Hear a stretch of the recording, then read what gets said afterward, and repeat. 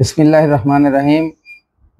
প্রিয় মাগুরাবাসী সহ সারা দেশের সকলকেই পবিত্র ঈদ উল আজহার শুভেচ্ছা। ঈদ মুবারক।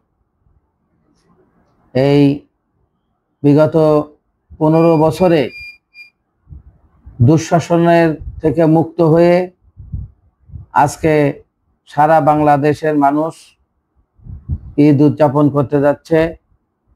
এই কুরবানি ঈদে এদেশ থেকে ফ্যাসিবাদ মুক্ত হয়ে যে আমরা এই ফ্যাসিবাদের এই ঈদটাই হবে ফ্যাসিবাদের কুরবানি মাধ্যমে সারা দেশের মানুষ যাতে এই ঈদের আনন্দ উপভোগ করতে পারে সকলে মিলে, এবং সকলেই যারা দেশের বিভিন্ন ঢাকা থেকে বা বাংলাদেশের বিভিন্ন জায়গা থেকে যারা মাগুরাতে ঈদ করতে আসছে তাদের নিরাপদ হোক যাত্রা, তারা যাতে সুন্দরভাবে বাড়িতে পৌঁছে ঈদ করতে পারে এই আশাবাদী আমি করছি।